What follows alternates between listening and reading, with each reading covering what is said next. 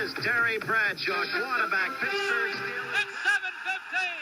There's a new home run champion of all time, and it's Henry Aaron. This is baseball, Major League Baseball. And this is ABC's Monday Night Baseball, live from Fenway Park in Boston, Massachusetts. Looking. He's under the gun. He's tied. He throws. It is.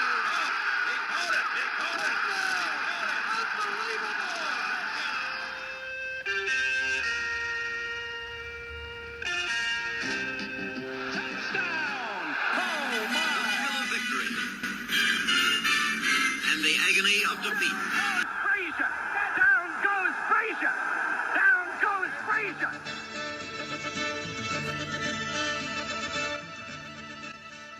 Hi, everyone, and welcome back to this week's Past Our Prime podcast. Scott, Bill, and Mark on hand each week as we look back at the world of sports from 50 years ago through old issues of Sports Illustrated. It is officially football season. Back in 1974, that meant a 14-game schedule. Dolphins going for a three-peat, and OJ Simpson trying to top his 1973 season when he had 2,003 yards rushing. You know, baseball has all the stats. You know, the Babe Ruth 714 home runs, Ricky Henderson 130 steals. People just know the numbers. Football, you don't really have that. If I said who has the most touchdowns thrown in a season, I would have no idea who or what the number is. But if I said 2,003 yards rushing, it's like the only number as a kid that I can recall being like sticking out to me. Is that, do you guys agree with that? Oh, very much, because that's nowadays you could, like you said about the passing, you can figure, okay, Tom Brady, because he played 1,000 years. But growing up, that's right, it was OJ. You knew that number. You knew it because no one had done it, and he was OJ. Right. So, yeah, you're right, because no one knew the receiving records. No one knew who had the most interceptions. None of nothing. that stuff. But in baseball, they're sacred. So you knew. Yeah, OJ was the man. Yeah. Yeah, I remember, and I want to say that he broke the record. I want to say against the Jets at Shea Stadium. For some reason, it sticks out of my mind. You're right. And yeah, I mean, 2,000 yards. That was crazy. And remember, you know, football wasn't like a 17-game schedule back then. You know, he was doing that, I think, in 14 games that year. Yeah.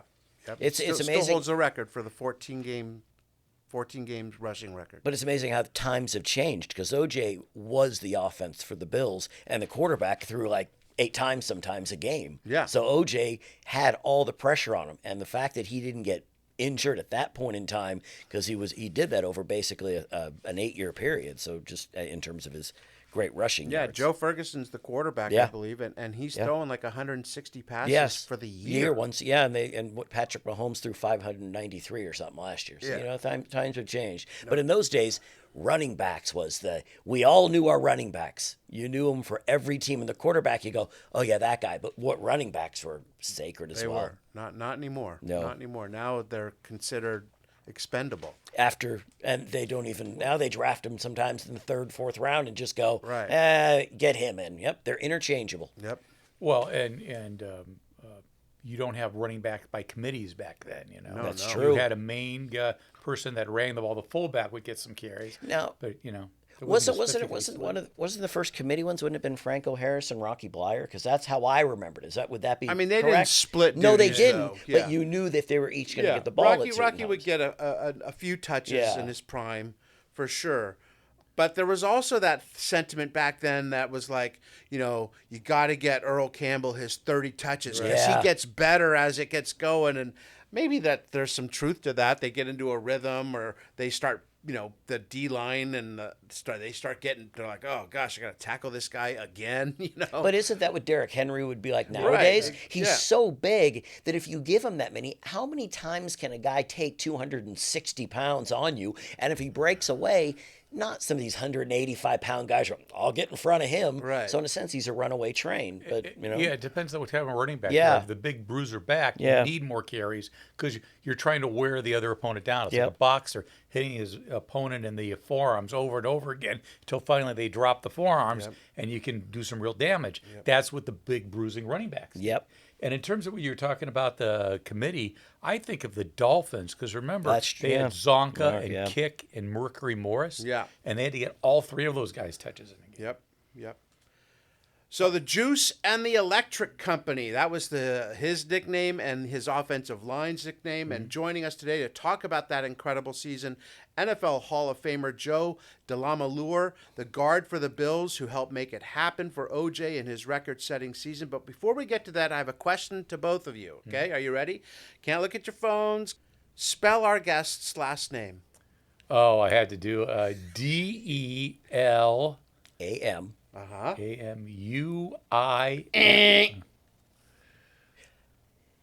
Can I buy a vowel? Yeah. LAMALIUIURE. Yeah. We need to get some of those Joe D. spelling bee. Yeah, kids. that's what Mark. That's what they call him in any interview. Because I saw some girl interview him and they just called him Joe D. And I thought, okay, Joe D works for me because I had to phonetically. It's not Jody. Like I mean, D-Y. I'll admit too, I'm a visual speller, so I could do it but if you just ask me like those kids that have to spell these things, if I'm writing it or typing it, I'm like, oh, that doesn't look right. Yep. But when I'm just trying to do it, but it's DE capital LAMIELLEURE, and yes, I knew there was an EUR. I did read that. So he'll be joining us soon. Looking forward to talking to him. Let's get going with the scorecard. Oh, I forgot. I got just one really quick. No, we had a meeting before the show, and this didn't come up, did it, Bill? No, it didn't. It didn't. I was too busy eating a pastry. Lunch is on Mark. Go ahead. Yeah. Just real quick, there's an Occidental Life ad, and it's like talking about in 1944, 30 years earlier, $100,000 of life insurance cost $965.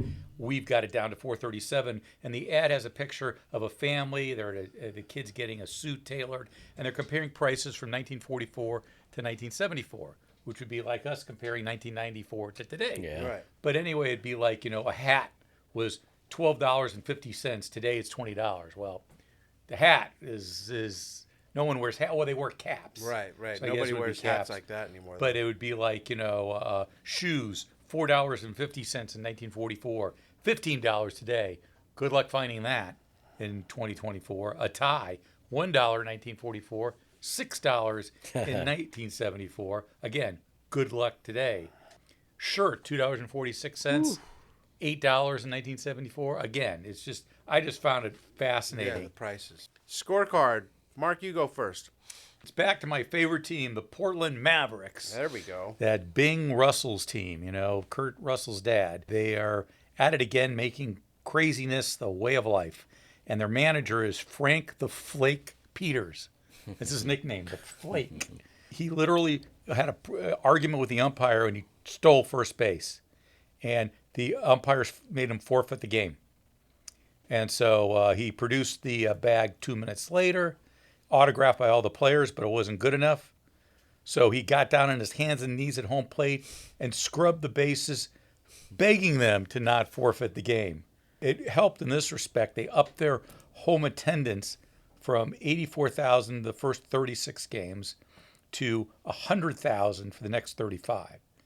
And they stole 246 bases in 84 games that year. That's crazy. Isn't that like That's three steals a game? Yeah. To me, it's like, what's the team? The Banana Slugs? Yeah, What are the they called? Savannah Bananas. Yeah. Savannah Banana. They're kind of like the Savannah Bananas at that time.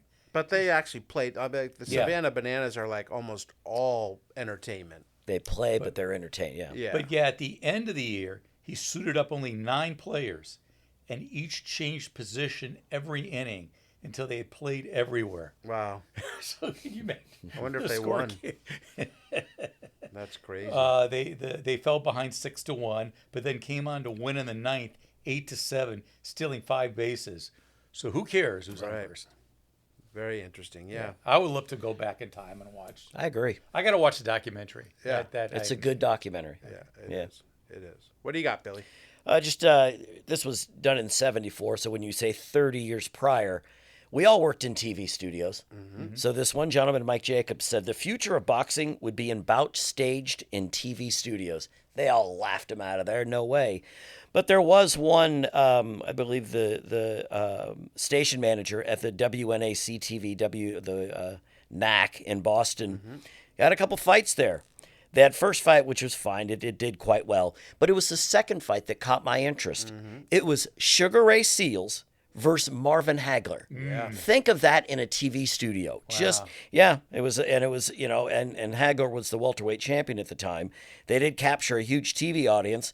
Just that Seales got beat up by Hagler, but I didn't care. The being in the studio and the what happened in the fight, just getting those two fighters. Think of two great fighters when we were all working at CBS in the 90s. Let's say, Tyson and Riddick Bowe fighting down below in one of the studios. That's just, to me, De La Hoya and Camacho. There you go, just fighting down below us. Yeah. We're the only ones that could watch the fight. Exactly. Yeah. That you could go down there and just go, okay, we're going to watch it. Just, I don't know how they got those two fighters, but whatever it was, just quite amazing. And this Sugar Ray Seales, he was a gold medalist. Yes, he was. Not I a. remember him.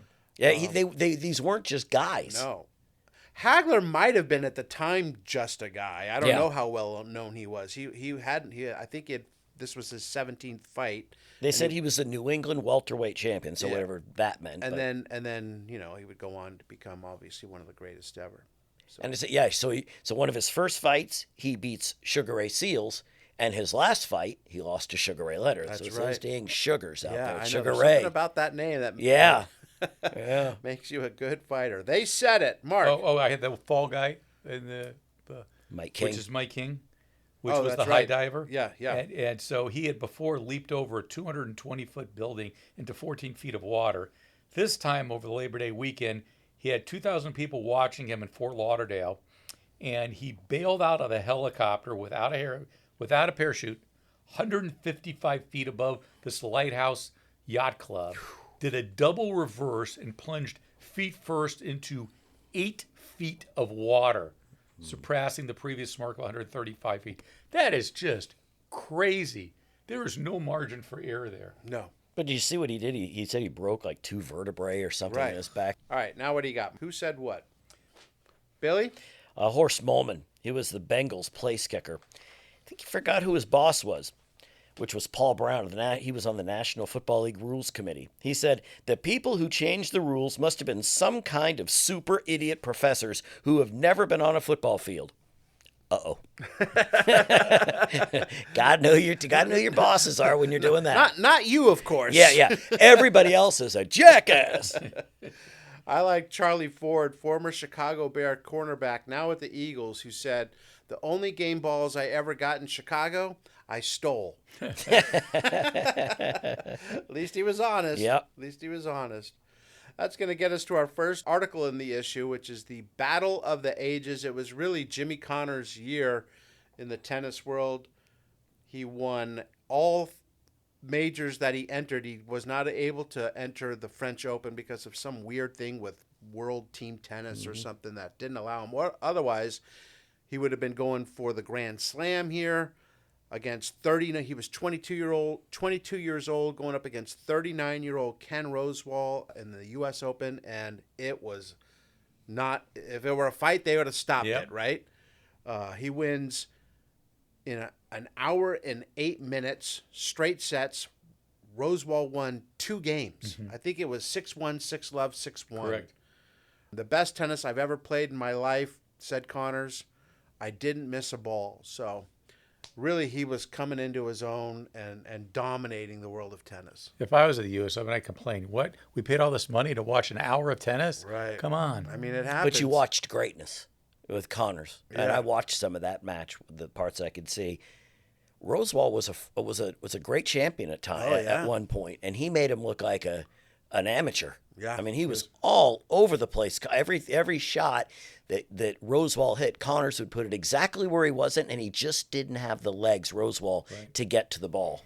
Well, playing at 39 is pretty Yes, I'm tough. saying to even be there is quite No, impressive. and he had a very difficult road to get there. Yeah. So he may have been a little tired or whatever, going up against a 22-year-old stallion. I want to say No they one was met- beating Connors No. that year. I want to Was say he 97-3 that year? Yeah, something like that. Yeah. I want to say, though, they met also at Wimbledon final. He played Rosewall at the Wimbledon final. Oh, is that right? And it was, I think, 6-1, 6-1, 6-4. Yeah. Still not competitive, but a little more wins. And then on the women's side, Billie Jean King wins the U.S. Open, beating one of my all-time favorite names, Yvonne Goolagong.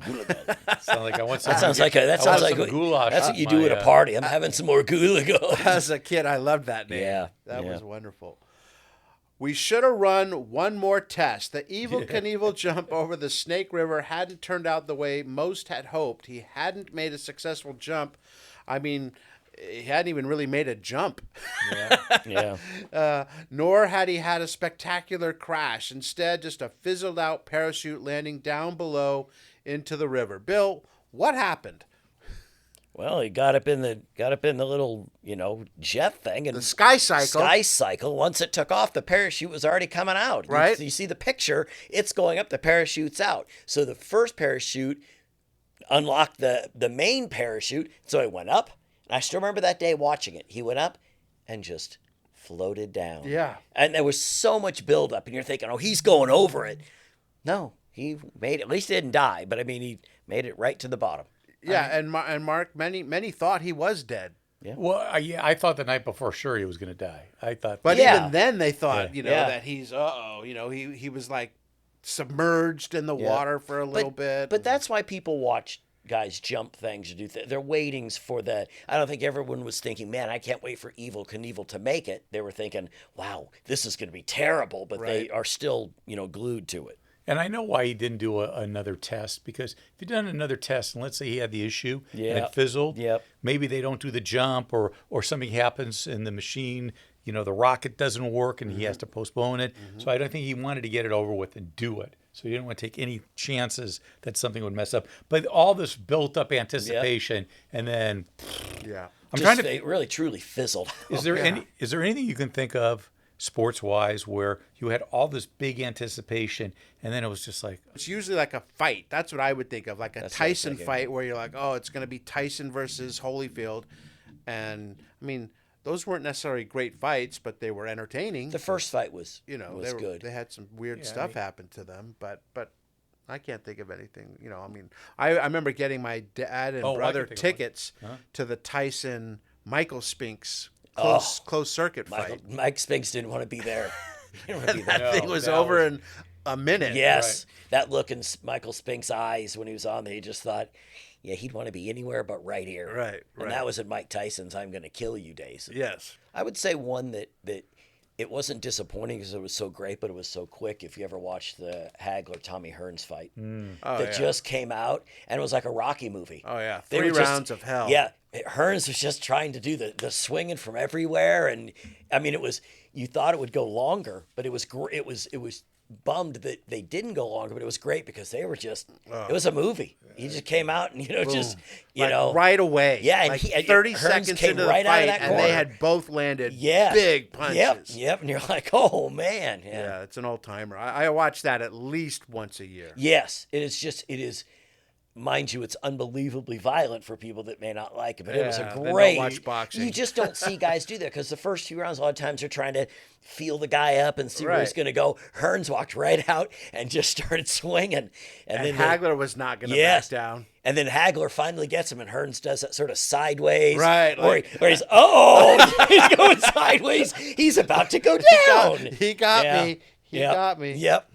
Speaking of boxing, next up, going from bad to the best, Bobby Chacon wins the vacant WBC featherweight title at the Olympic Auditorium in Los Angeles. I always think of the Fabulous Thunderbirds when I think of roller derby. Roller derby. I got to go to one. Ralphie Valaderos and Skinny Minnie Gwen Miller. Or wrestling. Wrestling. Like Freddie Blassie. Roddy Piper was he one of that? Oh, yeah. Yeah, man, I love that.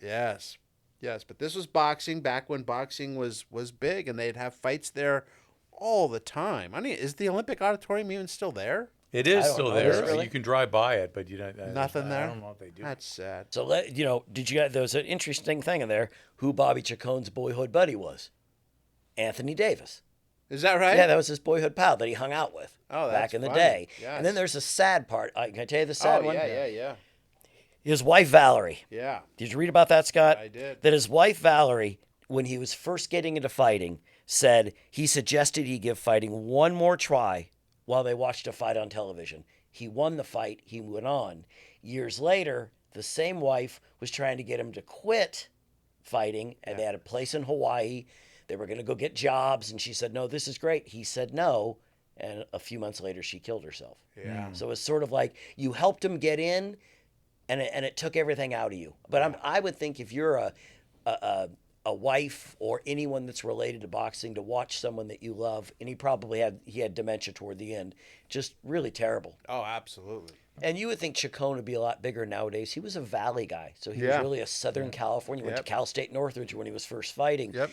And you look and see how big he probably would have been, because look nothing DeLamielleure was after him, but look how much they promoted him. Right. And he just came along at the wrong time, but was a great fighter. It's one of the few guys fighting younger or of the smaller weight classes that I knew as a kid. Correct. Hall of Fame fighter. Yep. Had a really difficult life. Yep. After his fight career ended, like you mentioned, his wife, I think his son died at a young age, and then he died in 2016 at the age of 64.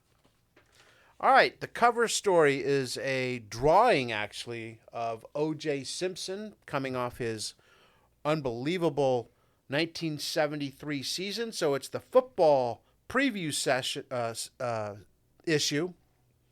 We'll get to that OJ in just a bit, but it was a really odd off season. It saw the players go on strike for a good part of the summer. The NFL season, however, didn't lose any regular season games. And while the Rozelle rule is being decided in the courts, the players are back on the field ready to play. So who does Sports Illustrated like in 1974? NFC East, the Eagles, 5-8-1 last season, but SI likes them to contend. Roman Gabriel, the only quarterback, how about this? The only quarterback in the NFL to throw for over 3,000 yards that in 73. If you don't throw for over 3,000 yards, you're out. You're out. His top target, boy, was this guy good. Harold Carmichael. Oh, yeah. Man. 6'8", could catch everything. Yeah, I remember that. He was a monster. Yep. NFC Central, Fran Tarkenton and the Vikings went to the Super Bowl last season, losing to Miami. Tarkenton completed almost 62% of his passes while having only 7 interceptions, fewest among starting NFL quarterbacks. This was back in the day when a lot of quarterbacks would have 15, 20, 25 interceptions. I mean, it was dangerous to throw the football back then. You were begging for a turnover. And the thing is Tarkenton couldn't get caught by a lot of guys. He was that one of those first guys that he was this way and this way and this way, and then he was great. Yeah. It was fun to watch. Yeah, for sure. And then in the NFC West, the Rams were dominant in 73, 12-2 record by winning more than 15 points per game. I mean, they were just blowing teams out left and right.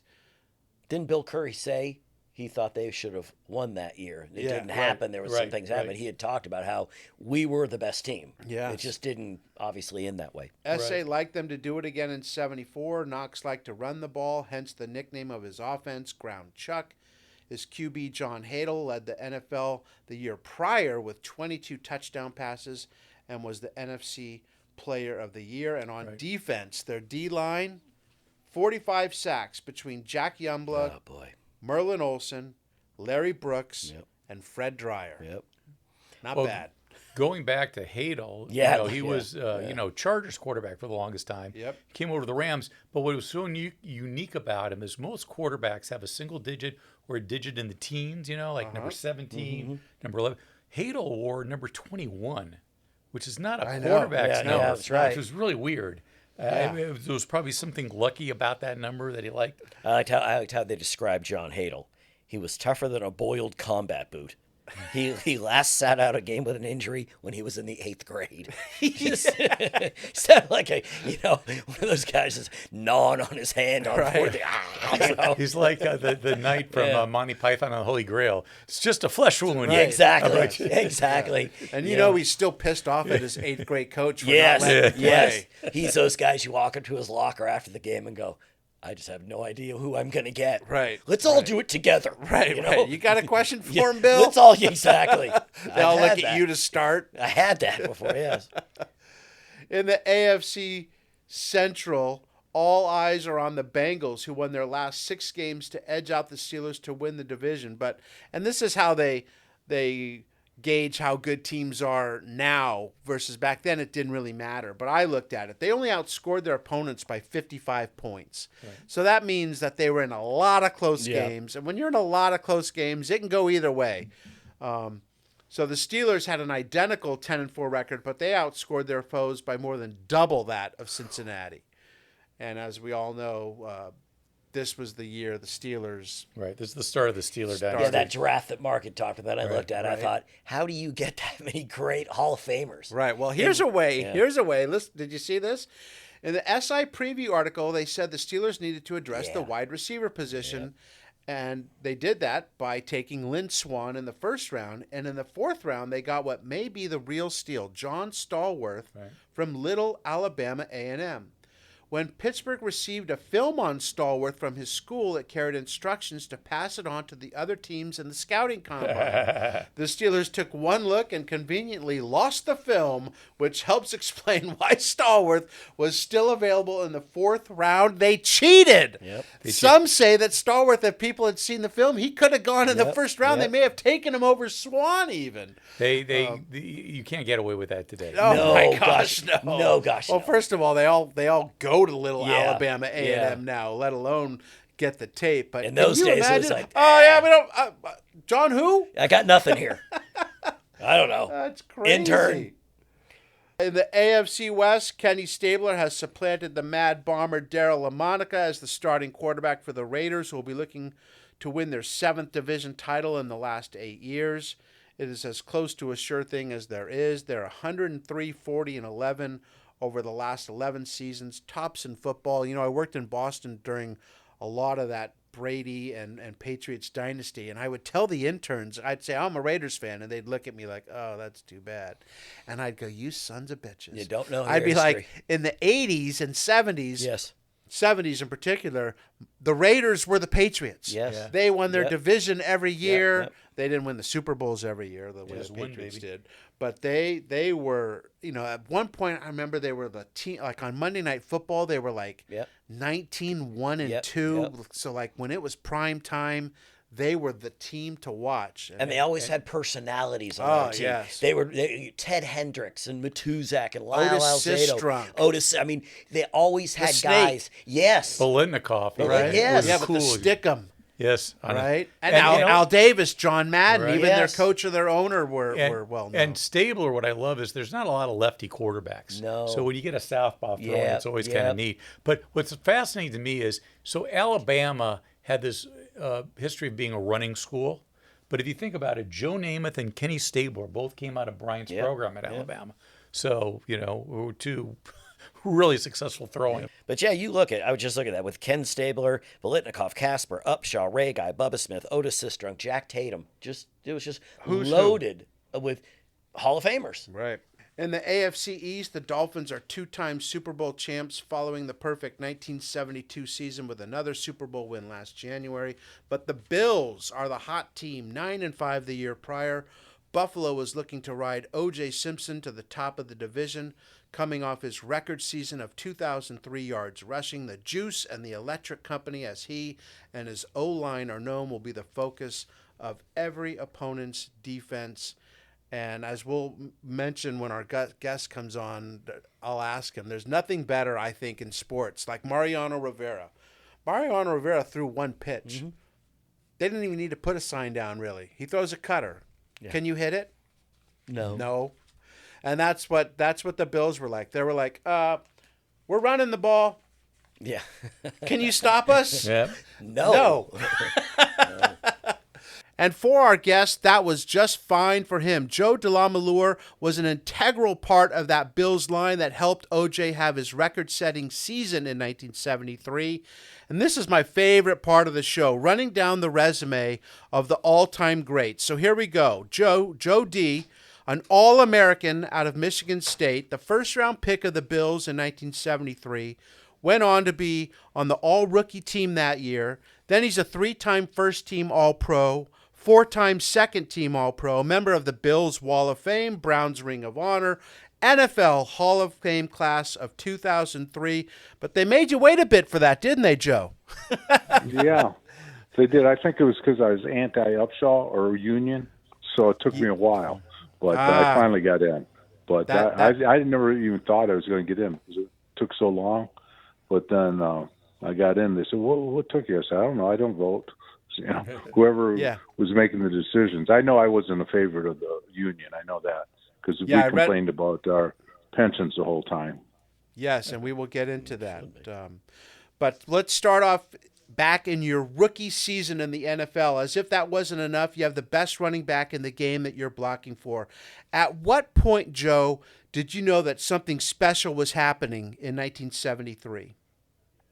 Actually, the first game. Yeah, I think he went for like 250 at the first game against New England. You got to look at it and you go, whoa, this guy is great. And I played at Michigan State with Eric the Flea Allen. He led the nation in rushing one of the years I was there. And I thought, hey, this is just normal. But little did I know that this is a freak thing in your life. But early on we knew because Reggie McKenzie, Paul Seymour, and myself are all from Detroit.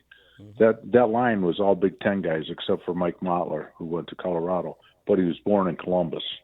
So we were real familiar with, like, you know, OJ and Buffalo, and that they were on the verge of something good happening. And Joe Ferguson was our rookie quarterback. So Joe knew he wasn't going to throw the ball a lot. And, you know, we knew that we had to get a running game going, and that's what happened. Do you remember when you guys looked at each other and someone first mentioned 2,000 yards? Yeah, when he got 1,000. We played Kansas City, I think, on a Monday night, and he got 1,000. Everybody was, they're going to be excited about that. But Reggie McKenzie, the left guard, is saying, no, we're going for 2,000. And we got 2,000.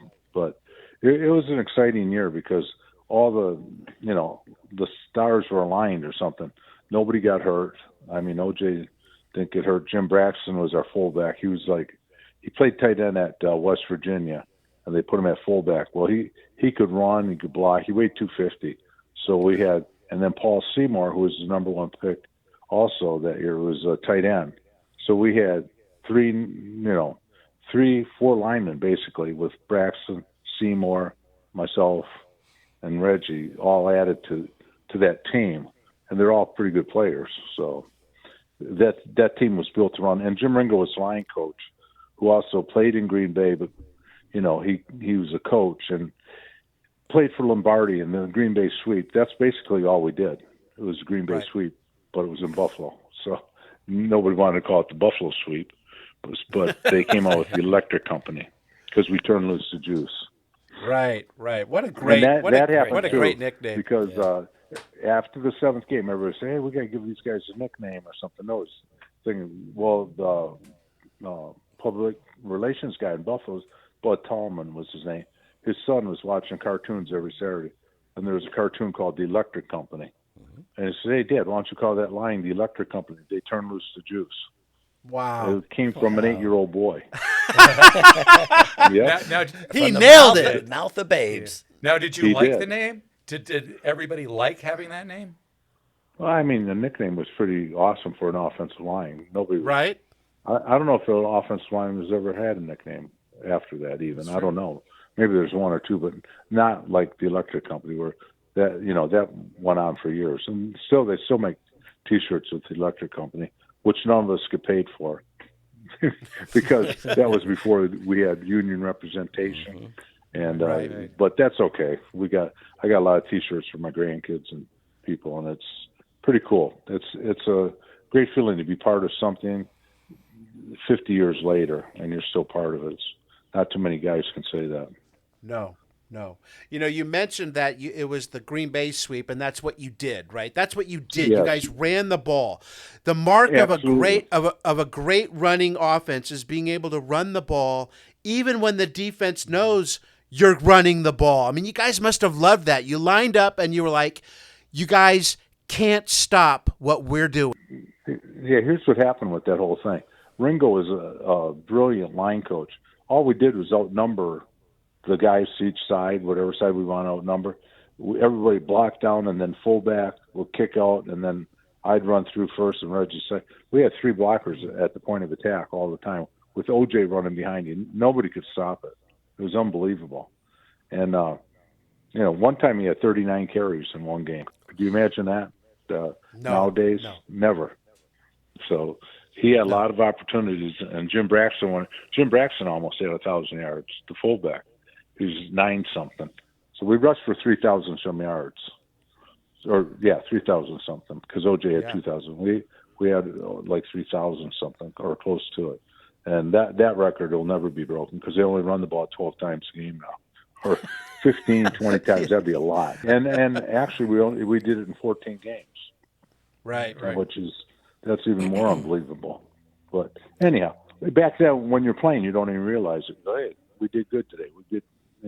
We didn't make the playoffs that year, so we were disappointed about that because we thought we had a shot and we blew a couple games where we shouldn't have. And so we had a lot to come back for. Actually in '75 we made the playoffs, and we were good, but we got beat by Pittsburgh. They were good too. Joe. Yeah. Joe, I was just talking to a guy, and he goes, OJ was a good running back. Looking back, because he didn't know he's a young guy. What was OJ like blocking for him, and when you saw him on the field, how dynamic of a runner was he? Well, he was like I played with Eric Allen, and he led the nation in rushing, but he's only 58 pounds, 60 pounds. He was a scat back. We ran a wishbone, and he'd break the run, and that'd be it. They didn't know how to defend a wishbone either at that point. But OJ was different because he's big. He was a lot bigger than people think. He was 6'2" and probably weighed about, 227, 230. People didn't realize how big he was, and people didn't realize he was an Olympic sprinter. I mean, that guy was pretty incredible. And like I always told him, I go, Juice, the only thing you can do really well is run the ball, because we used to play racquetball, beat him, do this, that. But when you put the ball in that guy's hands, and the most impressive thing about OJ was, to me, he didn't catch the ball very well when we got there. So we teased him all the time. We call him the man with the hands of stone. Well, he hated not being the best at everything. And if you look, I think in '75, he had like 700 yards catching the ball. He had like 40-some catches. From not being able to catch the ball, nobody wanted to throw it to him, to, I think he had 35, 40 catches, something like that. You can look at it in '75. Mm-hmm. But if he wasn't the best at something, he'd work at it to get better. It didn't matter what it was. On the football field, that guy, he was amazing. It was an inspiration to everyone too, because he didn't act cocky. He just acted like one of the guys trying to make the team. So that's why I was always impressed with him.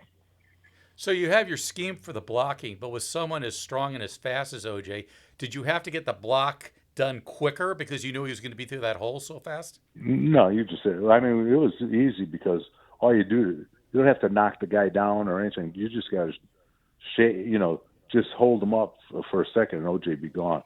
And I can't tell you how many times I'd be running a sweep and I could feel his hand on the back of my belt holding it, and he pushed you one way or the other where to go. And then he'd go the opposite. He was there's some amazing pictures of him running. I remember just basically hop on your back and go. I remember years ago talking to one of your former teammates, and Mark knows him as well, Bob Chandler. We worked with him in L.A., and Bob said, I said, what kind of runner was OJ? He goes, he would jump into the hole, and he goes, by the time his feet hit, he was gone. Do you remember seeing things like that? Yes, he'd jump forward and then leap sideways and gone down the sideline. He'd do it all the time. He'd draw the defense in and just bounce it outside before. I've never seen anything like it. I think Eric Dickerson and Earl Campbell was a different runner. Eric Dickerson was an amazing runner to me also. But those two are the only two that, there's no doubt there's great runners, but they stood out to me because they set up the blocks. I mean, they weren't waiting for the block. They were setting it up, and whichever way the lineman went, he'd go the opposite way. It was almost impossible to stop. Of that offensive line, you are the only one in the Hall of Fame, but the other guys, as you mentioned, Foley, McKenzie, Braxton as the fullback. Did you have a special bond with those guys on that line in particular? Then that has lasted a lifetime. Yeah, absolutely. We talk all the time. Ringo would say, I want you guys so close. One guy farts, the other guy says, "Excuse me." He wanted us close, and we made it we had a bond. We said we're going to stay close forever, and we have for life. We talk to each other all the time. And then Reggie goes to Michigan. You go to Michigan State. You guys both end up in Buffalo.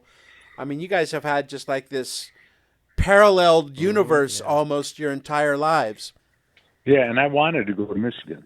I was Bo Schembechler's first recruit.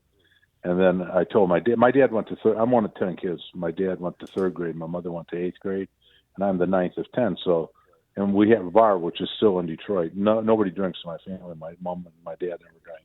That's why we still have the bar. But my nephews and nieces own. But I told my dad, I go, "Dad, I think I want to go to Michigan." He goes, "Michigan? I can't pronounce that guy's name. How do you say it?" I says, "Come on, Dad, Schembechler." "No, I don't like it. I can't pronounce it." Then he goes, "Well, I'm Catholic. I go to Mass every day, even now." So I go, "I'm going to go to Notre Dame." My dad goes, "You can't go to Notre Dame." I go, "Why?" He said, "Parseesian. He's a friggin' phony." I go, "What? He's a Protestant coaching at Notre Dame. You go to Michigan State because Duffy's Catholic, Duffy Doherty." I go, "Yeah, you're right. I don't know what the hell I was thinking about." That's why I went to Michigan State. It was my last choice. But it ended up being my best choice. Yeah. But anyhow. The best laid plans. Oh, my God. That's great. Yeah. And Paul Seymour went to Shrine High School. And, Paul was 1 year older than him, and Reggie were in the same class at Michigan, but Paul had to get a red shirt. And then Paul and I, we played football, basketball, baseball, everything against each other our whole life. So it's kind of cool. Then Paul and I, Coach Saban put me and him as roommates, on the road our first game. We are the two opposites of the most opposite people you'd ever seen. He had long blonde hair with bell-bottom pants and shoes and a Madras thing. I'm dressed how I am right now. Pair of shorts, a T-shirt, and a baseball cap. We were totally different from each other. I was married when my wife and I have been married 54 years. Paul's still not married, but still got a girlfriend. But we were totally opposite. And my brothers told me Paul was a 6th pick. I was a 26th. My brothers, when I got drafted, they go, "Friggin' Seymour got drafted in front of you. You must be a puss." I had no idea. So all this happens to us, and then we end up breaking records like a couple years later, which was pretty funny. It was really humorous. Yeah. Do you think your success as a football player is because you had so many siblings and you always had to fight with them growing up? No doubt. I was the 9th of 10, and my son right here, we live in Somerville, South Carolina. He has 4 girls, and I tell him, I go, "I'm telling you right now, Todd, that baby girl is going to be the best one." And the other ones are great. They got girls running. Their sophomore is like 4th in the state and running. And then the 8th graders running with the varsity this year. And they just ran, I think she was 4th with all these varsity kids in the state. So it's genes. And my son married a girl from South Carolina who's All-American. And she has 2 sisters who are All-Americans, one at Duke, one in South Carolina, one North Carolina State. So it's genes. It's heredity. And both, and Lou Saban was our coach. He always would do this every year. I said, "How many guys are the oldest kids in your family? How many raise their hands?" There'd be about, small number. Then how about the middle child? Or the middle child? A little bit more. Then how many were the babies in their family, the youngest of the boys, if you have boys or girls? It was like 70% of the class were the youngest boy because they competed their whole life in the family structure. And that's what happens. And you just learn. When I got drafted, they said, "Oh, man, it must be tough. You've got to play against this guy." I said, "Nobody's been tougher on me than my brothers. We play football with no helmets, tackle, full goal. And I was the youngest boy, so they killed me." which is, then I grew up and I wanted to fight him, and they said, no, we were only teasing you. But you'd be shocked how many youngest kids are in the family are the athletes, end up being the athletes. Yep. So, Well, Hey, I mean, anyhow, you learn a lot of things from sports other than, the X's and O's. For sure. Hey, Joe, a few months ago, OJ died. And to many of us, it came from out of nowhere. But you knew he had cancer. Tell us about the last time that you spoke I knew with 5 him. days before that. He called. Well, J.D. Hill called me and said, "Hey, OJ wants you to give him a call." And we have talked over the years. And I talked to him, last year a couple of times. So J.D. called me and said, "Hey, OJ wants you to give him a call." So I called him. "Hey, how you doing, OJ?" Yeah. "Hey, I'm doing pretty good. J.D. said to give you a call." "Yeah. What? Anything going on?" He said, "Oh, no, I feel good. He had prostate cancer or something, but he said, I feel good." And he sounded good. That was 5 days later, he was dead. So, I mean, that life was funny. Because Jerry said, "Who is that?" I says, "OJ." She said, "Oh, wow. How's he doing?" I said, "Sounds great." 4 or 5 days later, he was dead. So then it was a bit of a surprise to you then. Yeah, it was a surprise because, everybody, I got this wrong. Or if you talk to any older football players, something's wrong with them somehow, some way. So he said, I got this prostate thing. I feel good, though. And I go, well, that's good. And that's how it left. Like, how you feeling? I said, I've never had a surgery. I feel great. I haven't had my tonsils out. So then OJ said, "You lucky son of a bitch." That's what guys say to you. But I've lived the life of Riley. I've married the girl I walked to school with. We've been in first grade. We've been married 52 years. We got going to be 14 grandchildren, and I've had no surgeries. So I feel good. But I do have CTE, which they say is supposedly a killer. Everything's a killer. It's just one that gets to you. When it gets you. But I feel fine because I don't drink, I don't smoke, can't dance. Been with the same girl the same time, and I have a lot to look forward through grandchildren now. I don't change TV channels. That's for my grandkids. They go, "Papa John, aren't you going to learn how?" I go, "Why would I learn when I got you?" Just so that's my life. It's God's blessed me so many times. Yep. Having that simple lifestyle and people that love you and a big family, has that been able to help you in dealing with the CTE? Maybe people that are alone can't handle it that way. I know I have it, but people go, "It don't seem like you do." But you forget things and stuff like that. But my wife's a pediatric nurse, which is really good because I'm a big baby. And we've known each other forever.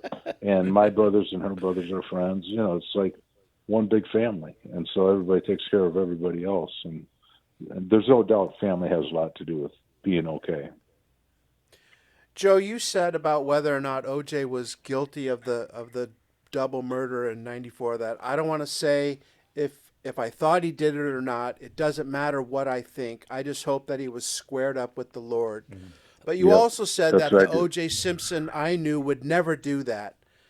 How much of a shock and what was like that for his teammates to go through that with someone who now was in the spotlight for a completely different reason than being the juice? Well, it's shocking. Everybody's shocking. No, he couldn't have done this and that. And the one thing I hadn't experienced, it's the Michigan murders, they're called. John Norman Collins. He killed like 6 girls at Eastern Michigan back in 1968, 69. He was our neighbor, but he was also team captain 2 years before me at St. Clement High School, and he's still in prison in Marquette, Michigan. So I always thought, well, John did that.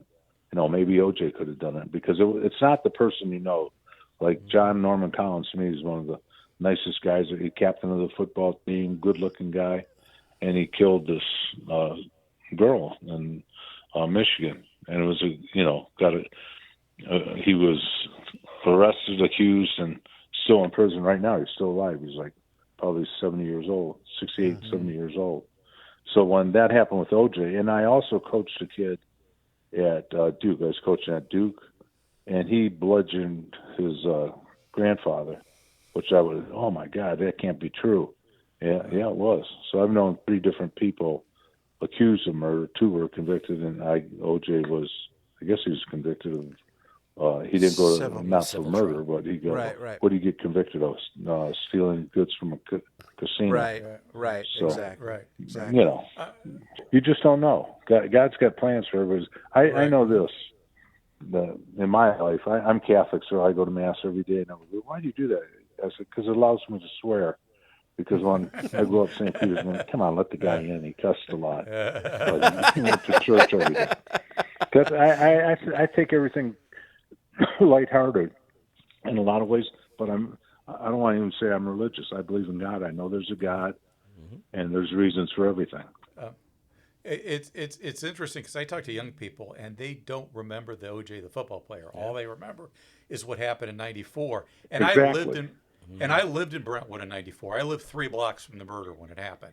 So the surrealness of how that captured the nation's attention, no one had ever seen anything like it before, and it turned OJ from this heroic figure into this villain. Yeah, and I was coaching at Liberty at that time. Coach Retigliano hired me. He called me up. Hey, you got to go to their TV network, their studio. OJ's on TV with Al Collins, who I knew. I go, what? They just want to talk to you through this thing.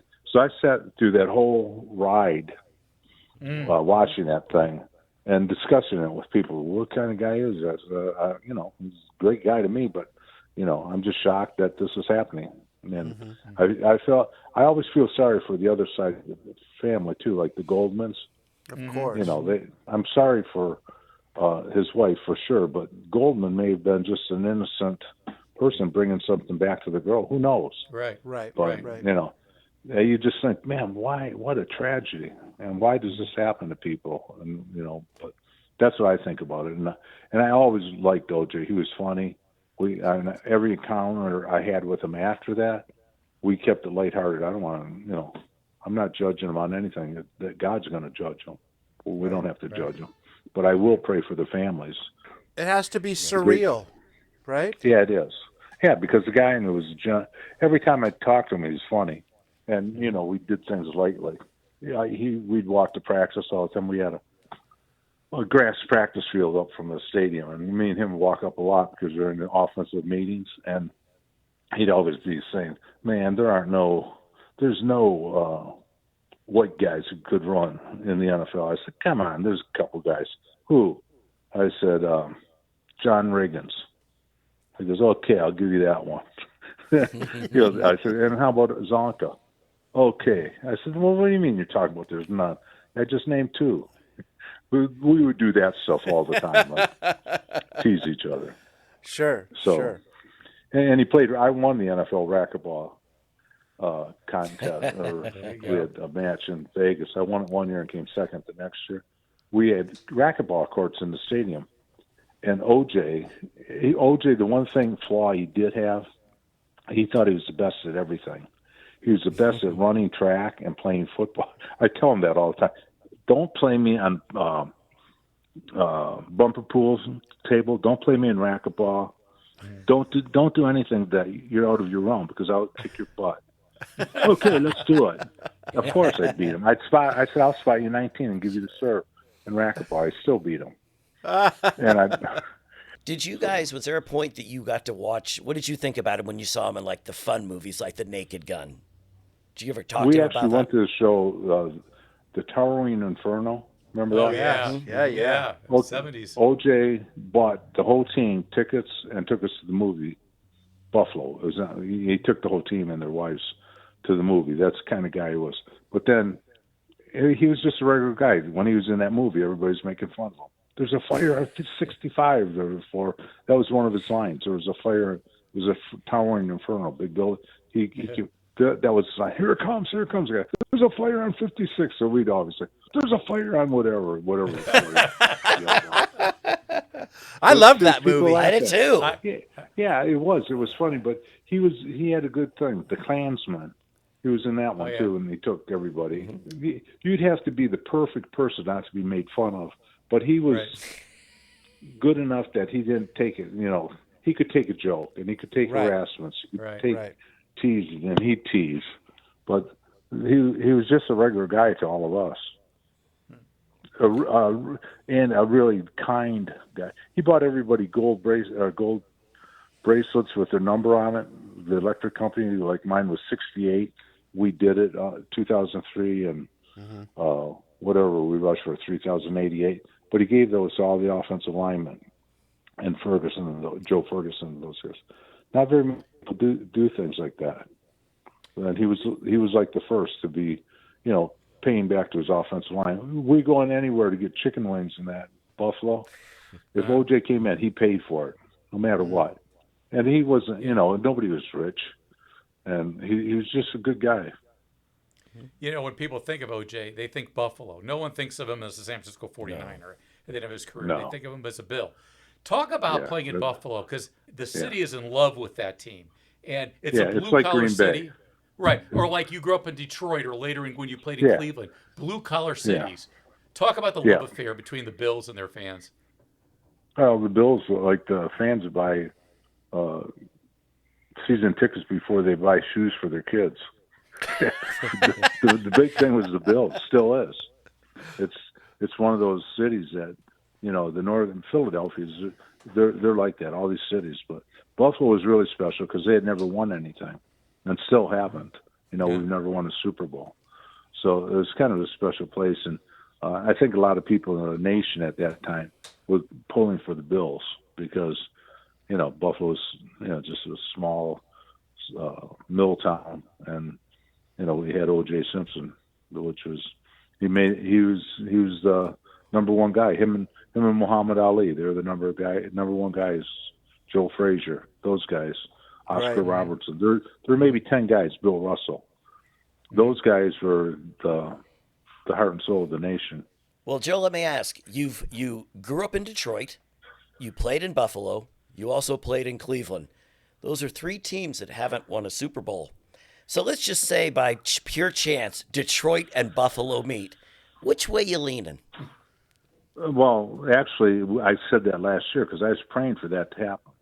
And my wife and I are both from Detroit, and we love Buffalo. Mm-hmm. And my dad's got the bar in Detroit, so he's passed away. It's my nephews and nieces. I was thinking my dream game would be Detroit playing Buffalo. And then I guess for my family, for Detroit to win it, because the city hasn't done anything compared to Buffalo. But then my heart's in Buffalo because that's who I played for. I'd have a hard time. I won't be upset at any team that lost that game. I was saying that's a win-win. Buffalo, Detroit, or Cleveland, Detroit play. Then I'll. I've never gone to the Super Bowl, but I'd finally have a team that I played with or born in that won the Super Bowl. I said a couple years ago. Remember when the Super Bowl was in New York? Mm-hmm. Yeah, remember that? Yep. Yeah. Somebody asked me that question. They said, "Who do you think's going to go to the Super Bowl?" I said, "I really think that it's going to be Cleveland, Detroit, or Buffalo, Detroit." And they said, "Well, why would you say that?" And I said, "Because they said it'd be a cold day in hell when any one of those teams won, and New York is close to getting to it." So they like that. Very nice. Yes. I can see why. Good. Did you grow up like a Lions fan, a Tigers fan? Oh, God, yeah. Yeah, I can tell you the Lions starting defensive team in 1962 right now. You want me to tell you? Sure. Darius McCord, Sammy Williams, defensive end, Roger Brown, Alex Karras, the two inside tackles, Brett Schneider, Walker, and Schmidt, the linebackers, E.L. Larry, Dick Night Train Lane, Dick LeBeau, and Gary Lowe, defensive backs. It's pretty good, huh? I remember because I lived football and I lived baseball. I was a Tiger fan. Well, if you talk Tigers, you'll be here for 7 hours. I live and die Tigers since 1967. 67, I started following the Oh, man, then you got the 69 Tigers, 68 Tigers. Right. So you got a World Series in there. Yep. Right. And my biggest thrill, I'm a sports fan. I mean, I know everything. My biggest thrill of all, they said, "What's your biggest thrill in sports?" I said, "Playing football is great, but actually meeting." We had a golf tournament. I golfed one hole with Bill Russell, and I stink at golf, but we were at Bobby Mitchell's golf tournament. I met I met Pete Rose. I met these guys that were these guys were the guys I looked up to, and actually know them. And I can't believe it. Like, I can't even believe I know these guys to this day. Sure. And everybody, man, you're famous. I said, no, those guys are famous. They made this game for us. That's why I was so for not our union. I was upset about our union not paying the guys who built this league, including us. But the guys who built this league made nothing. Leroy Kelly's, Don Maynard's. These people made nothing, and they built the league for us, and the league didn't take care of them. You know, you can't tell me they couldn't give guys a little bit of that gambling money that everybody gets. Take $1 million off the thing and spread it out and give it to the guys who built the league, because we're dying off anyhow. Right. You know, it's like paying off your mortgage. In 30 years, all of us will be gone. But they don't think of it like that because they're businessmen. You know, Anyway. when you gave us the Lions 1962 defense, the first thing I thought of is the effects of the CTE are not evident, and that's a blessing, thank God. You've been a big advocate for the NFL helping retired players in need of assistance. You mentioned briefly that was what may have held you out of the Hall of Fame because of Gene Upshaw. You went up against him and were a critic of what they were doing. Has the league gotten any better? And what work still needs to be done? Here's what happened. They took the pre-93 guys. Anybody after 93 is doing really well. But if you played before 93, they didn't take care of us like they should. My pension, what do you think my pension is for 13 years in that league? It'd be interesting to see what you think I get for a pension. Say a month. Say a month? Yeah. 10 grand. 8,000? 10 grand? Yeah. How about 44,000 for 13 years? Wow. Yeah. Wow. I mean, 4,000 to me, I'm like Jed Clampett. And I went low. I went low. Yeah. Yeah. But I'm happy with what I got because I never expected to get that. But I never expected them to make all the other people rich, including the owners, and not take care of the guys who built the league. That's the bottom line. I'm happy. I don't care. I'd be thrilled if they gave everybody big raise and I didn't get anything, because I want to help the guys who help make it good for us. I mean, Alex Karras and those guys, Roger Brown, those guys made nothing. They made peanuts, but they helped build the league. Baseball isn't like that. Basketball's not like that. Baseball, hockey's gotten even better than football. Why isn't the number one sport in the country taking care of the guys who built the league? And the players that had the shortest careers that are suffer in the most injuries, most trouble physically. Yeah, Yep. I think God's blessed me. I've never had a surgery, so I'm not one of those guys. Well, he's beat up and he needs. I've never had a surgery. There's nothing wrong with me. I work out all the time, but I know I got memory loss and all this stuff. But I'm not saying anything. But they should take care of the guys who even played before the guys in the 80s and 90s. Has any players, any recent players, taken that torch from you? And no. I remember Drew Brees was saying, "What are they complaining about?" When he was in this, they made all their money. Now they blew it. I want to say, wait a second, you piece of crap. You don't even know you don't know the history of the game. You're a rich man because of the guys who played before you. And, it just pissed me off when he said that. And when I see him in person, I'm going to say, I respect you as a player, but you should think more. Why would a whole group of men be bitching about their pensions, right, if they were good? Right. You won't hear these guys. You won't hear anybody after 93 complaining about their pensions because they got it off our backs. Mm-hmm. So, but that's just me. My wife always says, just drop it. Nothing's going to ever happen. I said, no. I just want to.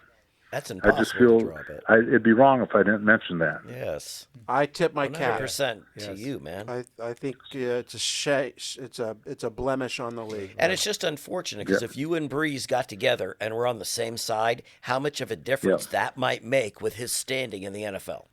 Yeah, you just feel when the commissioner makes, what does he make, $40 million or something? If I was the commissioner and made $40 million, I would really make it a priority to help the guys who built this league so they could have some dignity. And I'm fine. I live fine. We got a lot of kids. Everything's good. God's blessed me. If I had injuries, I don't know what would have happened. Really severe injuries like a lot of these guys have. Right. But anyhow, If you I'm had not complaining. injuries, Joe, then in 2009, when you rode a bicycle 2,000 miles from East Lansing to Mexico, that might have been kind of difficult to do, considering you didn't know how to ride a bike at the time. Tell me about that experience. Well, my college roommate was he was an orphan, and they put us together because we had a big family. His name was John Shinsky. So, and he was a trouble twisted soul, but he found what was going on in his life, and he became a PhD in education. So he wanted to do an orphanage for us. Yeah, I'll do that. I've never rode a bike, but we were asking people to give us so much, like a penny a mile or something.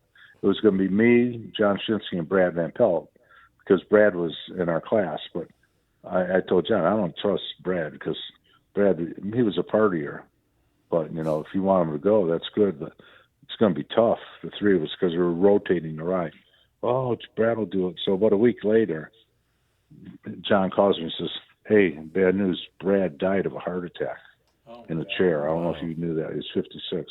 So I'm a weirdo. I said, see, I told you wouldn't have made it. He goes, you're sick. But I said, oh, there's humor and everything, John. But I said, my other roommate was LJ Bowen, and he is director of the Secret Service under Bill Clinton, and he played football at Michigan State. And Bryce is my best friend. We grew up in Detroit. I said, he bicycles all the time. If we could get him to come, then maybe we could do it. And Bryce came, and we got it done. We bicycled.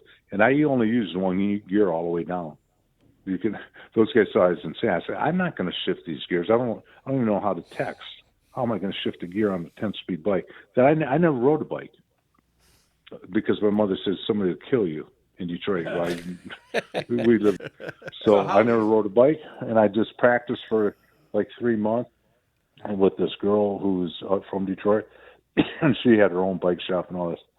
She goes, no, you'll make it. You can do it. So we did it. And the orphanage is still there. We're doing well. It does well. That's wonderful. It's in Montemoris, Mexico. Good for you. Good for you. And we've also adopted. We have 4 kids of our own. My wife was one of 8, and I'm one of 10. We wanted to have 9, so she couldn't have any more after we had our 4th. We had twins. She couldn't have any more kids, so we adopted 2 Korean boys. Oh wow! And then I was coaching high school, and we ended up, by the grace of God, there's too many miracles in my life to say I don't believe in God. We raised 3 other boys, so we raised 9. And it was all by accident, but we said we wanted 9 way back when. Wow. We didn't say, hey, we're at 6 now. Let's try to get 3 more guys. And it wasn't like that. It just happened. I coached high school, and these kids needed a place. My wife said, they can stay here. You mentioned your wife a lot, and you mentioned you first met her in first grade. So when you first I saw never, her... we don't remember meeting. They asked, when she got in the Hall of Fame, they asked my wife, when did you meet your husband? She goes, when did you meet your brother? We lived around the block from each other. We've always known each other. And my brothers took out her aunts. So I made a comment at the Hall of Fame. My wife said, you're an idiot. You should never said that. I said, we have all these kids, and we adopted those 2 Korean boys. I don't drink, don't smoke. I got drunk one night, and we adopted who? And my wife said, she was unfiltered. So my God. You're great. But anyhow, that's how it is. And we just go by the seat of our pants and just, I believe in God, and I'm not a preacher or anything like that. Yeah. But he's done too many things in my life. When you go through the NFL and play on AstroTurf most of your career, and you don't have a surgery and you didn't miss a game, somebody's looking out for you. Yep. Absolutely. So, I think giving that's my back. Story. So, I think go ahead. Giving back is what makes a person's life worthwhile, and the fact that you opened your home. You don't see millionaires jumping around. Oh boy, I had a good time today. They're worried about the stock market. You see people with kids and are at football games and basketball games, girls basketball, whatever. They're the ones having all the fun. Right. All these rich people, they don't know anything. I've been around rich people. It's very unimpressive to be around really wealthy people, to me. Now, other people might be real impressed, but, and nothing wrong with it. I'm glad they're happy doing that, but I could never be happy doing that. Well, we do a trivia question here on the show. It's called 50-50. I'm going to give you a 50% chance to get something right. It's going to be A or B or true or false. Okay? Very simple. We're going to do the Can my electric wife company. play this game? Sure, She's she can like, join in. Hey, Jerry. Come here. They got a 50-50 prize here. Yeah. This is the first time, yeah. Husband and wife. Yeah. She won't go. Give me the question. Okay. I'll have to ask her. So if I don't get it. it's an electric company theme. So you had mentioned that you got the name from an 8-year-old who was watching a show. The electric company was a Sesame Street type of show that aired in the 70s. Live show. True or false? Academy Award winner Morgan Freeman was a part of the electric company in the 70s. Hang on. I'm going to ask her. She'll know that. Jerry, here's a question. Morgan Freeman was part of the electric company?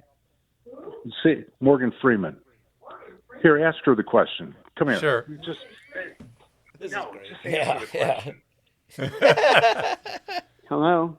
Hi there. Hi, Jerry. So the trivia question was the electric company, which was a Sesame Street type show in the 70s. The actor and Academy Award winner Morgan Freeman was actually a part of the electric company and on that show in the 70s. True or false? True or false? I have no idea, honestly. In the 70s, I was in school, so I have no idea. I didn't have time to watch the electric. I mean, I would say, sure, go ahead and say true. I don't know. I have no idea. Hold on. Here's Well, Joe. you are right. Look It at is that. true. You knew. It is true. It is true. Yes. Morgan Freeman was a part of the electric What company. do we win? A car. was, You guys are Yes. kidding me. Yes, you got a car, but Would you want a Cadillac or a Mercedes? a Tesla. Look out your window right now. What Very do I win? nice. Very nice. Our You- gratitude. Yeah. Gratitude. Yes. I win gratitude. Okay. No. There's no prize, is there? There's no prize. There's no prize. Oh, damn. Well, I'm used to being disappointed. But anyway. You know, Joe, I know in the early 90s you had some financial issues. The FBI got involved because there was some shyster that scammed you and some other guys. And it was some really dark times for you. And I know your faith and your wife helped get you through those times. What message do you have for people that are going through big struggles like that? Because look at what you've done since then. You know, the grandkids, the charity work, all these things that you've done that you wouldn't have been able to had you call it quits back then. What do you say to people that are struggling? Well, first of all, I'd say don't quit. And then my wife said, we're kangaroos. We got to go forward. Like I was like, what the hell are we going to do? We had 6 kids in the house at that time. And, she said, I'll tell you what we're going to do.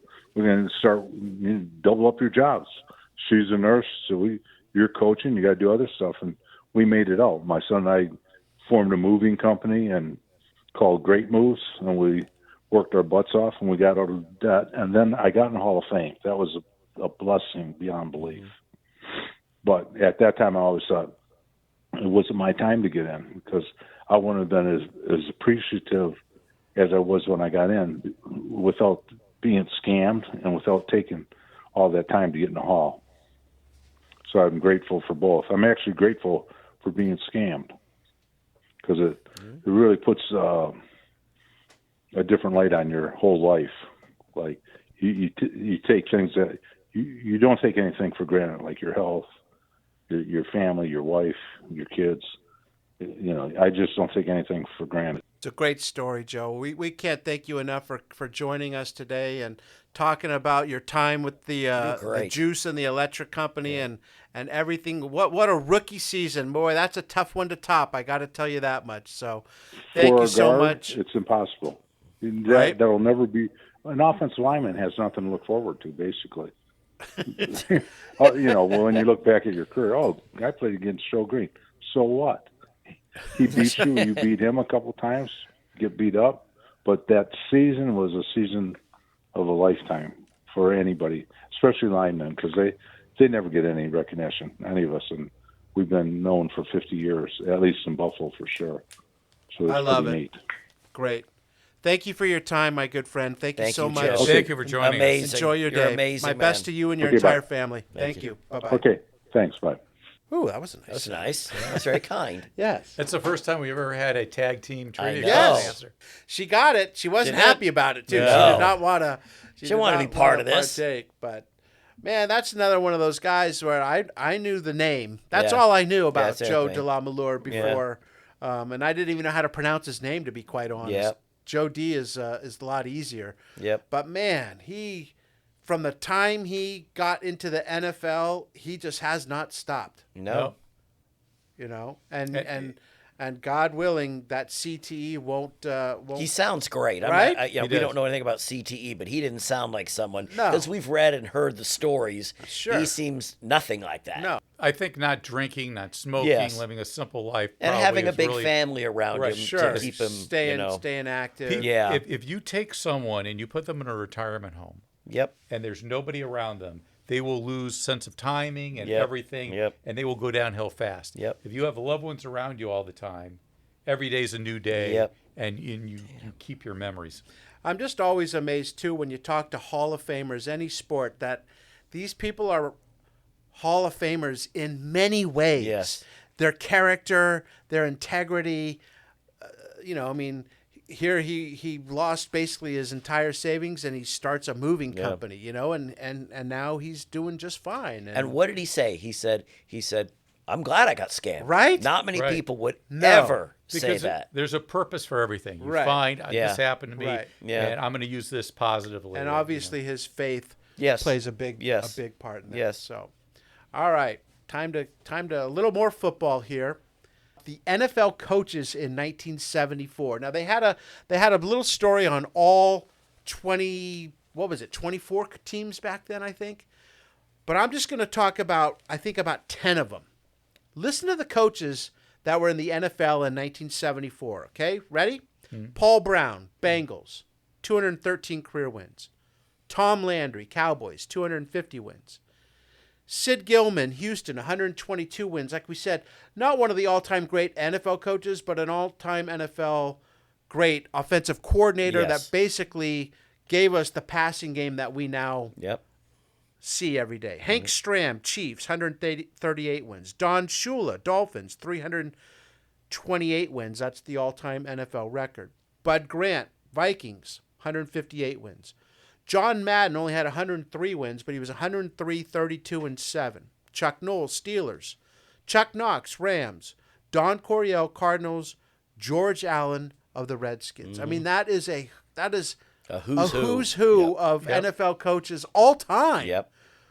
From that one season. That's just bonkers. But in those years, there's a few firings, but a lot of these guys got time to build teams too. Oh, for sure. Like Noel didn't start off that great in Pittsburgh, and obviously we see how it went. But nowadays, it's you get a year or two done. They Yes. don't give you that opportunity No. to build a team. Right. Or even let's say you do well for 10 years. Yes, and then like Belichick. Belichick, yeah. The team has struggled for 2-3 years. You got to go. Yeah, yeah. All right, Mark, you got an ad here for us again? Oh, yes, I do. It's one of my favorite ads. It wasn't just, this is a print ad, okay? But this ad also was TV commercials. There was a football player for the Cowboys, a running back named Walt Garrison, and he was literally a cowboy. He grew up a cowboy, like a, rodeo cowboy. Right. Chewing tobacco. Chewing tobacco. He went to Oklahoma State, who are the Cowboys. Then he played for the Dallas Cowboys. And he was a spokesman for chewing tobacco. Mm-hmm. And the thing was, it's just like a pinch between the cheek cheek and and gum, gum, and that's stuff right. like that. And basically, he was synonymous with that. And the ad is for that. And Walt was a real character, had the twang and the accent. Yep. Anyone here ever have chewing tobacco? Yeah. Is it? I've never had it. Not it's missing nothing. anything. No. Yeah. Give you a little buzz high for a That's little what I've bit. heard. But the problem is I would only do it back when I was drinking. Yeah. And you don't want to drink the tobacco juice. Oh, Yeah. God. And that no. would end up happening, and then you'd feel like... Yeah, I heard that. I heard you get sick. Yeah, it's not good. Yeah. So remember, I had a friend that, did that with a cigar. He was just smoking a cigar and inhaling it and inhaling it. Next thing I know, he's getting sick. And Well, that guy sounds like an idiot. Well, you know, That was me, people. Oh my God, I didn't know. you could get different flavor of these. Like It wouldn't have made a difference what I was doing. You could have had a cherry chocolate jubilee. Right. And I would, Yeah, I coming would up out never of me do it was either. cherry chocolate jubilee. How many hours I spent in that damn bathroom? All right, let's switch gears and talk a little baseball here. Speed trap for an Angel. Seems like we talk about Nolan Ryan just Every about week. every week, Yeah, right? doesn't it? Right. He wins his 18th, beating the White Sox. Throws a pitch at 100.8 miles per hour, which at the time was a record. There's all sorts of talk about the speed guns now, and whether where they pick it up. Is it when the ball's released or when it crosses home plate? Back then it was home plate. So it's not necessarily that pitchers are all throwing harder now, although maybe they are. But they changed how speed gun readings are clocked. In a game versus the A's, Angels catcher Ellie Rodriguez came back from a visit to the mound to tell Reggie Jackson that Ryan wanted to give him a message that he was going to throw nothing but fastballs to the star right fielder. Reggie, after a few awkward swings, was able to make contact and line out to left field. Pitching more than 300 innings a season and throwing about 150 pitches a game, Ryan says he does not envision a lengthy career. I don't look for longevity. I look for productivity. If I can escape injury, I should be a fastball pitcher for maybe another 5 years. This was 1974. He pitched until his arm basically fell off in 1993. 14 more years. And when I read that, I thought, it's always like, 5 more years. And if you would have read that in 74, you'd be like, I don't want him going anywhere. Well, he didn't have to worry. 2 decades later, he was still pitching. That's the most amazing thing about Nolan, not just how great he was in his prime, but when he was in his 40s, Only 12 men have had their pitches clocked at better than 90 miles per hour. Yeah. Among them, Don Drysdale, 95.3, Sandy Koufax, 93.2, Herb Score, 91 miles per hour. In this day and age, Herb Score would be like, doesn't really throw hard enough. We're not really sure where we can use him. sure. 'Cause it's And he not was about, known as a hard He thrower. was, but it's not about pitching. It's more throwing as hard as you can for as long as you can. Yep. What else you got from baseball that week, Mark? Oh, one of my favorite players, Rusty Staub of the Mets at that Grand time. Orange. Yeah, Le Grand Orange, because he played for the Montreal Expos for many years. he did. And he had kind of red hair, orange red hair. He had a 2-run single off of Tug McGraw. And Staub he ended up playing for the Tigers too during the Mark Fidrich years. But he had a unique batting stance and the way he choked up on the bat, but he could hit homers. And that red-orange hair, really, really stood up. Yeah. Can you name a famous redhead I was in history? trying to think. In just history. I was trying to of think. anything. Lucille Ball. Okay. Yeah. Dave Cowens was redheaded. One of the most famous redheads of all time, and you don't think of this person as a redhead because they wore powdered wigs then. And you just think of, Thomas Jefferson. Oh. Third president. He Didn't was know a that. redhead. Wow. So there's your redhead trivia of the day. Yeah. Thankfully. Bill, what do you got? I don't know. The more I read about Charlie Finley, I don't like everything he did, but I'm sort of a fan of the way he does things. He had the scoreboard flash when Dick Williams was in town and said, "Good night, Dick," while the A's were beating the Angels and their former manager, Dick Williams. The players weren't happy about it, said, "Please don't do it again." Finley, well, maybe he didn't listen because he also did it to Billy Martin. "Good night, Billy boy," when the Rangers were in town. I don't know. I think that plays into what I want to do. That sounds sort of fun to do. Yeah. What about the Orioles stretch they were going through? Did you guys see this? Yeah. They win 10 in a row, and in that time they throw 5 shutouts in a row. Yeah.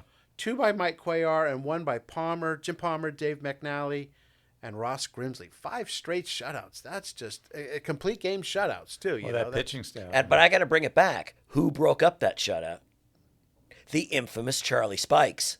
Oh, is that right? He broke it up. Not Dwight Evans, Charlie Spikes. And I kept thinking, see, I'm a Best right fielder in baseball. I'm a spiker now, And finally, what about this story about the John Montefiasco, the Count's major league debut? Did you guys see this one? Yeah. His major league debut, he gets brought into a game against the Dodgers, bases loaded, Dodgers up 3-0, nobody out. Despite being hit by a batted ball, falling down on a fielding play, and getting ankle cramps, Montefusco wins the game 9-5. He goes 9 innings, not a complete game because he didn't start the game. Gives up 6 hits, strikes out 7, and in his first Major League at bat, he walks on 4 pitches. So his actual first Major League at bat was his next time up, he hits a home run. Yeah. Welcome to the bigs. And he had that great nickname. The Count. The Count was great. John the Count. Yep. Loved that. Wonder this away and that away. This is about the Bruins. I don't think we need to talk about this, do No, we? we Bill? don't. No, but remember Kreskin way back in our podcast history when it was like, what did UCLA do against Tennessee? Oh, I remember. I think it was a tie game. You were there, weren't you? No, I wasn't. I remember in Knoxville. some reason I was on He a went. bus. I just remember I was on a bus. Maybe I was going to a football game or short something. bus. And I just remember UCLA was playing With the Tennessee. little sirens at the top. UCLA was playing Tennessee, and I just remember, the game ended in a tie. John Shara was the quarterback. It was the first year of Dick Vermeil. Shara was a great college football quarterback. 2 notes from this game. The teams combined for 13 fumbles, It's a clean game. each losing Yeah, 3. came to play. And UCLA misses a 40-yard field goal in the closing seconds. loser. Could have won it. So Oh, my God. right. All right. Let's go on to For the Record and close this thing out. Billy, what do you got? For the record, well, Oscar Robertson retired. He will have a job, though, as he will join the CBS broadcast staff along with recently retired NFL quarterback Johnny U. I think sometimes people forget how great he was. Yeah, Oh, my God, people but don't know. The longer the time goes by, Yeah. the more Oscar Robertson becomes, he was all right. Because people don't know what type of a player he was. Yeah.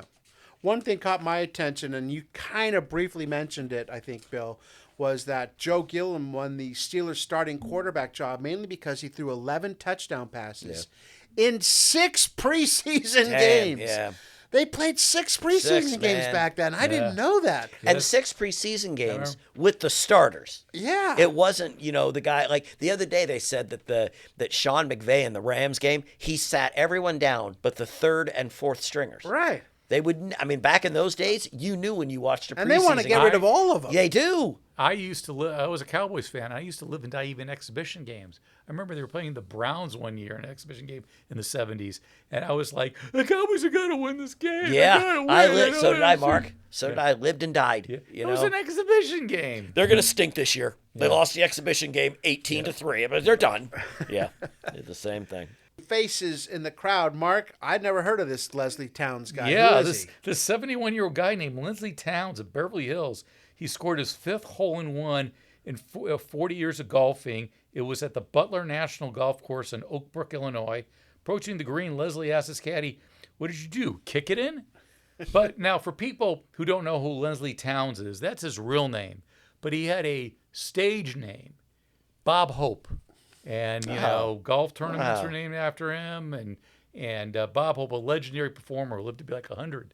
Yep. And if you go back and look at some of the road movies he made with Bing Crosby in the 40s, they're very, very funny. But I looked it up. Bob Hope has been dead for over 20 years now. Yeah. Isn't that crazy? Yeah, crazy thing is Bob Hope was Leslie, wasn't John Wayne, Marilyn. he was Marion. Marion. So it's weird because it's the Marion names you think of female names. I don't Right. think of Leslie or Marion, but two of our most famous. I didn't know male that actors. Leslie, that Bob Hope was born in England. I didn't know that either. Yes, he That was. is, Moved to Illinois when he was 4. Wow. And he did all those USO shows where for he like would 60 travel years. to Yep. war, where wars were being fought, Vietnam, and put on perform. shows there. Yeah, Perform that's for right. the troops. That's right. No 19th hole this week, but the SU did end with a story about media baseball. Mark, you ever playing in one of those media You did baseball I games? did. In the 1980s, I played in a baseball game, not softball, baseball game at Dodger Stadium. And the game ran a little long, and the Dodgers were playing the Padres that night. And all of a sudden, the Padre players began to start filtering into the stadium. And I specifically remember Goose Gossage, looking at us going, "What the hell are you guys doing here?" Yeah. But it was fun playing on the base pass and running around. We only had one guy hit a home run in the game, I went 1 for 2. I had a bloop single and a ground out. Yeah. Only one guy hit a home run. It was Gary Melanson, who was a former UCLA basketball player. Yeah, that's right. But He went deep. He went deep. Well, I was scouted by a major league manager many years ago. You were? I was. Who? Ozzie Guillen. He didn't give a Oh glowing no! report. He did watched Tom and I play catch for like 10 minutes. Oh, my And as God. we walk back to the clubhouse, he goes, "Can I say? I'll just say it." He looked at us and he goes, "You guys need to go to a fucking fantasy camp," really loud. And Tom and I just sort of put our head down and went, "Okay." He watched us though the whole time throw the ball, and his head went back and forth, and you could see the disgust. Yeah. Ozzy didn't, Ozzy wore his emotions, just like. Well, he who the- wasn't one to mince words. No, and that's what I liked about him. That's going to do it for this week's show. Want to thank once again NFL Hall of Famer Joe DeLamielleure, and you guys got to be impressed with how I said his last name. Yeah, I'm very you impressed. are Right? you are Now a Joe spell D it. fan now, man. Yeah. For joining us and talking about that great time in Buffalo as part of the Electric Company. And next week, another great one. No Hall of Fame this time, just a Purple Heart and a Bronze Star. Yes. Steelers great. Rocky Bleier will join us to talk about being drafted in 1968 by the NFL and in 1969 by the U.S. Army. So that is one you do not want to miss. Until then, we're done. Thanks for listening. Bill and Mark, say goodbye. Goodbye. See ya. We are past our prime.